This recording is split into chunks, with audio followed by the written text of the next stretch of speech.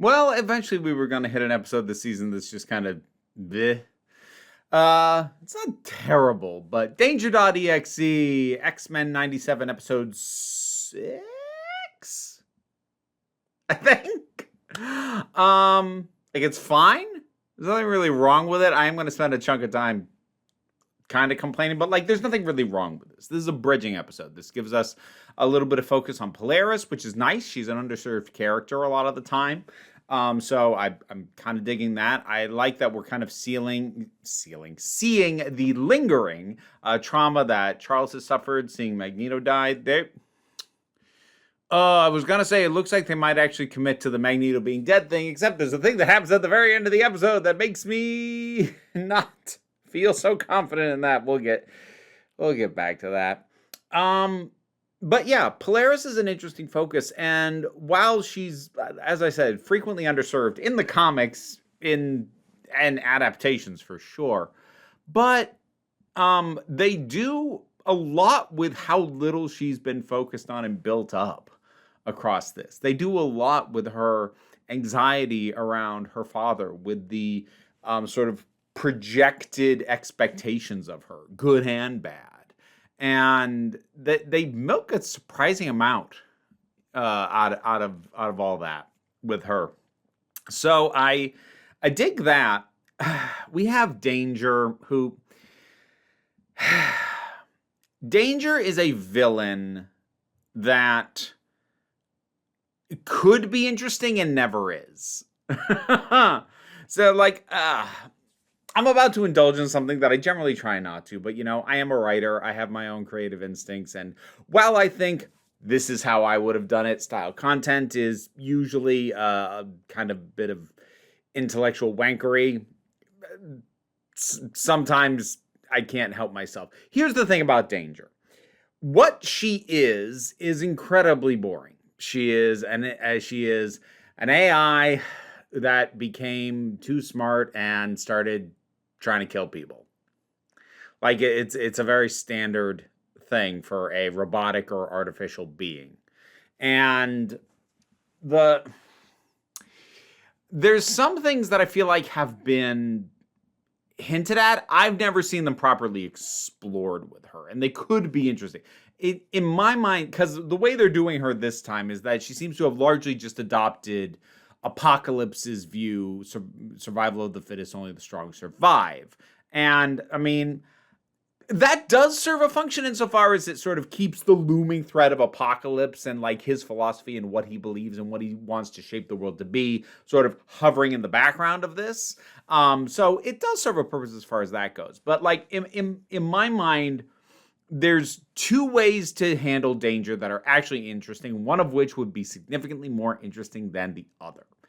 And again, some of the things I'm about to say like have come up in small doses when she's been used in some places, but like I've never seen anything that really drills into these ideas.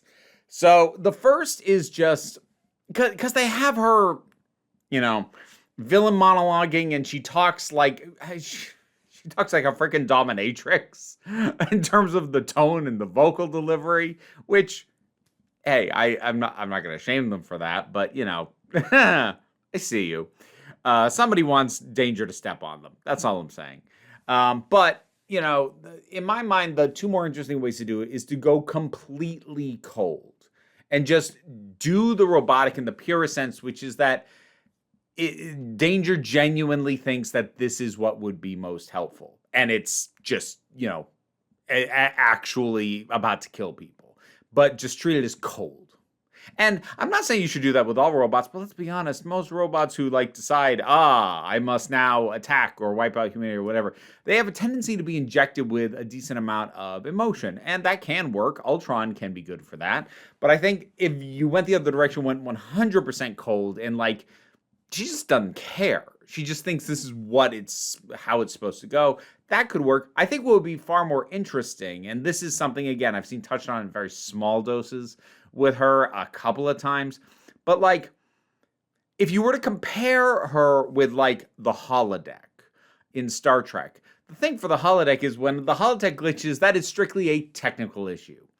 even as it kind of gets established at a few points that holograms effectively can be sentient beings to the extent that the programming allows them to be. But regardless, that's always a technical thing. What I think can be interesting with the idea of danger is, like, unlike, say, the holodeck, where some people use it for combat training, some people use it for leisure, some people, use it, just to unwind, or just relax. Nobody ever uses the danger room for anything other than hazardous training or very traumatizing style reliving of memories, like we see Charles doing at the start of this. And if we accept that the danger room is some degree of sentience, that means you are forcing it to engage in traumatic situations on basically an endless loop. You are traumatizing and re-traumatizing this thing over and over and over again. This was one of the few decent ideas that also went severely underexplored in the Battlestar Galactica reboot. It's touched on a couple times, like the idea of, like, these things, basically they die and come back, but it's traumatic. And the more times it happens to them, the rougher they turn out. And it does not dig into that idea where but like, that's what I'd like to see done with danger. And this is why these kinds of notes are bad they make for bad reviews. Because I have spent, 5 minutes just kind of monologuing about how I do it different and not even talking about the show as we had it. So that's why this is actually bad criticism. I did allow myself to indulge in it because it's where my head went for a lot of this. But there's another thing that, like, I can't decide if I am embarrassed for the show for this or if I respect it, because there were multiple points. There were 2 specific points where I was like, oh, and now it's all part of a grand simulation. Because the first time when everyone goes into the danger room, Storm goes in and Forge goes in, everyone's like, what happened? Because the kid had the issue. I thought, oh, they're all in the room, which means everything that happens from now is not real, including when they leave and, like, go outside. They're still going to be in the hologram, in, like, the simulation as well. Not the case. Then I was positive it was going to be the case when, at the tail end of, like, Lorna getting reeled back in by Bishop when she kind of goes a little too hard in the danger room, and, like, she passes out and we see, like, the eyes opening thing, and there's Storm, and I'm like, we're in a simulation right now. Her just interacting with Storm, this isn't real. This is danger, like, pushing her to the absolute extreme within a simulation, and it wasn't. I mean, I suppose boy, Lord help them if they're gonna try and do this. I suppose they could hang on to that and reveal that a couple episodes later. Bad idea. Like, don't do multiple installments of something and get people invested and then rug pull that. But I can't decide if I'm embarrassed that the show missed multiple chances to do a sort of you're still in the simulation twist, or if I respect it for avoiding it because it was so obvious that I called it immediately each time and then it didn't happen. Like, I don't know what's better, because on the one time, like, you're playing it so straight and so just as we see it that you're not really trying to take advantage of the things that you could be doing with this setting and this villain. But then at the same time, the things that I'm thinking of would have been so obvious that I'm not sure I would have respected it if it had done that. So I don't know. Maybe it just means Danger's a bad villain.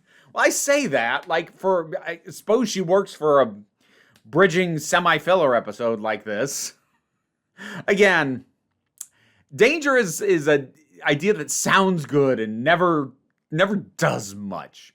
But again, I do actually really like the Polaris stuff. And it's the one thing that, for as hard as I rolled my eyes at the very end, I still have a tiny bit of hope. So, okay, I kind of alluded at the front end that, like, oh, it looks like they're really seriously sticking with Magneto being gone.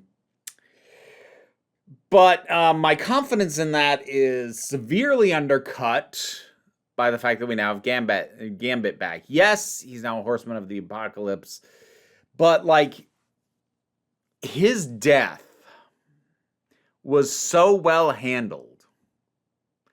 Just the idea of bringing him back, even if it's as a bad guy. Like, I don't like this is one of the things that really irritates me with adaptations of comic book media, because look, it is practically a running gag in comic books in general, and in X-Men specifically, how frequently characters die and come back. I forget who said it, but there's literally a character in X-Men who said that for mutants, heaven has a revolving door. Like, you come in, you go back out. Nobody noticed. It's so while I understand that that is incredibly typical of the comics and this show, and the show that it's a continuation of, were very much based directly off comics and taking a lot of their cues from comics, there is part of me that goes, okay, but you don't have to do all of it. You don't have to do the bring them back after they died, undermining a really great exit and death for a character.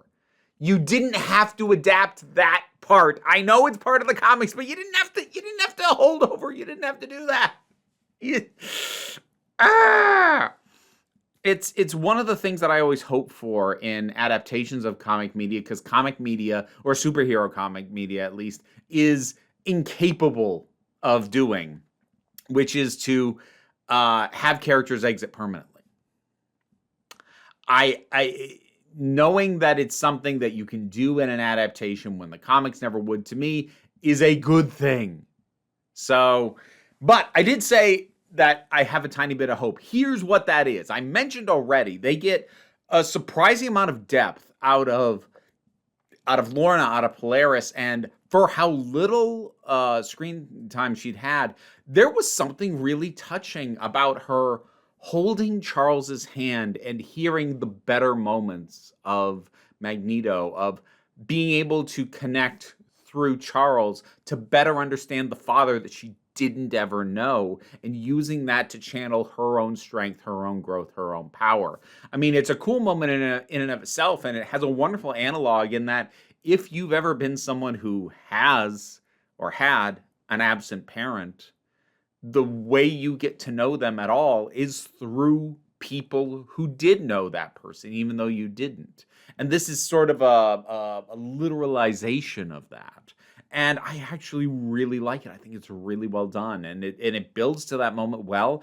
And it's surprisingly touching, even. So the reason I bring that up in relation to Gambit coming back at the end is that while I think it's a terrible idea, I do have some hope that when we get a scene with him and Rogue, it's going to be brutal, emotional devastation in the best way. Like, this is a bad idea, but I have some confidence with this show that we'll still get something really good out of it, even if I still suspect ultimately I'll come down on the side of you shouldn't have done that, though. Sometimes it can be a case of, all right, I'd rather you hadn't done that, but at least you got something really good out of it. Like, just make another comparison that I probably shouldn't because it's going to bog down the review. But, like, I talk about Doctor Who a lot, mostly on the main channel, a little on here. But there was an era, the Chibnall era. This was the 13th Doctor. This was Jodie Whittaker. And what infuriated me most about Chibnall's stuff wasn't that he kept making creative decisions I disagreed with, though he did. My ultimate frustration was nothing came of it. It helps when when a creative can make a decision that's like, I don't agree with that, but here's the really cool thing or the really good thing or the thing that came out of it that we wouldn't have gotten unless you'd made that decision that I otherwise don't agree with. And I trust this show to give me that, to give me the good thing that comes out of the bad decision in a way that, like, Chris Chibnall over on Doctor Who 100% failed to do. Because the real crime of the Timeless Child isn't that it happened, it's that the real crime of the Timeless Child is that it didn't matter. I have a feeling, or at least I have more faith, that this show can make this decision matter. I still don't like it. I don't like that they're doing it. But I think they'll actually get something good out of it. So that helps. Like that is the difference that having some faith in a show makes. Because there's other stuff that I watch, like a decision will be made and I'll disagree with it. But how big of a problem that is depends entirely on how much faith do I have in these creators to milk something good out of a decision I think is a bad idea. I have some on the show, so we'll see. X-Men 97, episode 6. That was it, right? 6? Whatever it is. What did you think about it? Whatever your thoughts are, drop something down in the comments. Let's talk about it. Patreon pays the bills. Enables me to do this as my living, even if you can't help me out that way. Like, share, subscribe. They all help. Don't worry too much about it, though. We take a relaxed attitude around here, so you can just come on back next time you need a break. Now to thank my highest supporting patrons. Robin Moore, Jared Boyce, Ruben Lupula, Daphne Matthews, Kay Johnston, Auntie Kate 808, Mira G, Angry Casper, Dave Hall, Snark Shark, Oliver B, Mystic Shadow, Stephen Miller, Welsh Wrestling Geeks, Magdalena, Melissa Pedersen, Becky Sparks, Twilord, Tracy Scrabbit, Claire Wright, Pal Baraba Joggle, and Sir Didymus is my favorite. Additionally, I'd like to thank from the lower tiers of support, John Dent, Erez87, and Quark 12,000. But you guys might like to see Archie this month. Everybody loves you. How could you not?